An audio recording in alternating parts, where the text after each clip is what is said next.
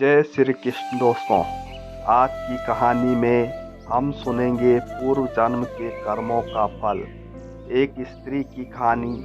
दोस्तों, कहा जाता है कि हमारे इस जीवन में जो कुछ भी होता है वह हमारे पूर्व जन्म के कर्मों का फल होता है। कभी कभी हमें ऐसा लगता है कि हम निर्दोष हैं, फिर भी हमारे जीवन में कठिनाई आती है। ऐसा ही एक सवाल है, एक खूबसूरत स्त्री बांझ क्यों रह जाती है? क्या इसके पीछे कोई वैज्ञानिक कारण है या फिर यह उसके पूर्व जन्म के कर्मों का परिणाम है? इस कहानी में हम एक ऐसी स्त्री के जीवन के बारे में समझने का प्रयास करेंगे जिसका जीवन सुख संपत्ति से भरा हुआ था, फिर भी वह माँ बनने के सुख से वंचित रही। एक गांव में एक बहुत अमीर परिवार रहता था। उस परिवार में एक लड़की रहती थी जिसका नाम सोनिया था। वह एक अत्यंत सुंदर और सुशील लड़की थी। उसकी सुंदरता का पूरे गांव में चर्चे थे। कई शहरी और अमीर युवक उसके हाथ मांगना चाहते थे, लेकिन सोनिया ने अपने मन के राजा दीवान से विवाह किया। दीवान एक बड़ा बिजनेसमैन था जिसका कारोबार विदेशों में भी चलता था और उसने सोनिया को हर प्रकार की खुशियाँ दी। उनके पास धन दौलत ऐशो और आराम की कोई कमी नहीं थी, परंतु उनके पास एक कमी थी। विवाह के कई वर्षों बाद भी सोनिया मां नहीं बन पाई। शुरू में उन्होंने इसे भाग्य समझा, लेकिन समय बीतने के साथ यह चिंता का विषय बन गया। परिवार, समाज और रिश्तेदारों के ताने उसे दुखी करने लगे। हर कोई पूछता, तुम इतनी सुंदर हो, इतने खुशहाल जीवन में सब कुछ है, फिर भी संतान क्यों नहीं है?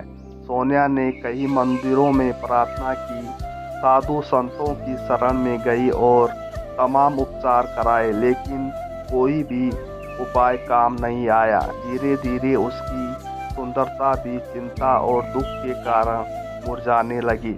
एक दिन गांव में एक महान महात्मा साधु आए। कहा जाता है कि वे दिव्य दृष्टि से किसी के भी पूर्व जन्म के रहस्यों को देख सकते थे।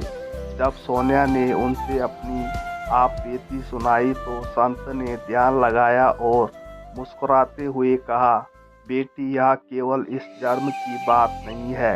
तुम्हारे पूर्व जन्म के कर्म ही तुम्हारे इस जीवन का कारण बने हैं। सोनिया ने डरते हुए पूछा, गुरुदेव, मेरे पिछले जन्म में ऐसा क्या हुआ था? संत ने अपनी दिव्य दृष्टि से देखा और कहा, पिछले जन्म में तुम भी एक अत्यंत सुंदर स्त्री थी, लेकिन अब तुम्हारे हृदय में अहंकार और क्रूरता थी। पिछले जन्म में सोनिया का नाम कमलावती था। वह एक राजा की पुत्री थी और उसकी सुंदरता के चर्चे दूर दूर तक थे, लेकिन कमलावती को अपनी सुंदरता का अत्यधिक अभिमान था। वह अपने राज्य की अन्य स्त्रियों का मजाक उड़ाती थी और स्वयं को सबसे श्रेष्ठ समझती थी। एक दिन महल में एक गरीब स्त्री आई जो गर्भवती थी।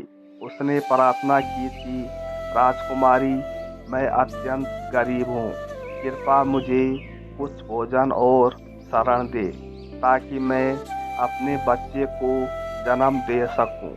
कमलावती ने गुस्से से हंसते हुए कहा, तू इतनी गरीब और कमजोर है, तेरा बच्चा इस दुनिया में आकर क्या करेगा? मेरे महल को गंदा करने आई है। और उसने उस गर्भवती स्त्री को धक्के देकर बाहर निकाल दिया। बेचारी स्त्री रोती हुई चली गई, लेकिन उसने जाते जाते एक श्राप देकर कहा, हे प्रभु, इस क्रूर राजकुमारी को भी एक दिन संतान का महत्व समझ आए, जिसे माँ का यह अनादर कर रही है। एक दिन यही माँ इसके लिए एक सपना बन जाएगा।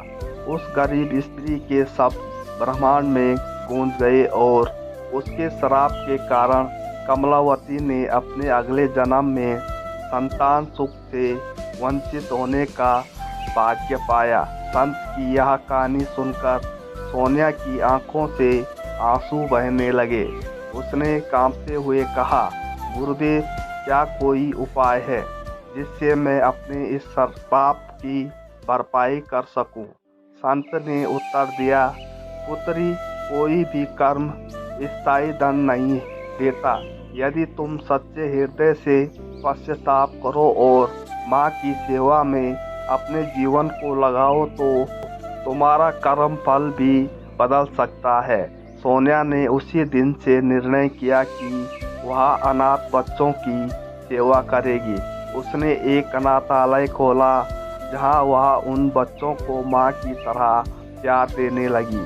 धीरे धीरे उसका मन शांत होने लगा और उसके भीतर भी माँ की भावना प्रकट हुई। कुछ वर्षों बाद सोनिया और दीवान ने एक अनाथ बच्ची को गोद लिया। जैसे ही उसने उस बच्ची को अपनी गोद में लिया, उसे ऐसा लगा मानो उसकी आत्मा को शांति मिल गई हो। सोनिया की कहानी हमें यह सिखाती है कि कर्म का प्रभाव अटल होता है, लेकिन सच्चे पश्चाताप और सेवा से हम अपने जीवन की दिशा बदल सकते हैं। जो हम दूसरों को देते हैं वही किसी न किसी रूप में हमें वापस मिलता है। इसलिए यदि जीवन में कोई कष्ट है तो उसे केवल दुर्भाग्य समझकर रोना नहीं चाहिए, बल्कि अपने भीतर झांककर यह देखना चाहिए कि कहीं हमारे पूर्व जन्म या इस जन्म के कर्म ही तो इसका कारण नहीं है, और यदि ऐसा है तो हमें अपने कर्मों को सुधारने का प्रयास करना चाहिए। सोनिया की कहानी सिर्फ एक कहानी नहीं बल्कि जीवन का सत्य है। हमें अपने अहंकार, क्रूरता और अन्याय से बचना चाहिए, क्योंकि हमारा हर कर्म हमारे अगले जन्म को प्रभावित कर सकता है।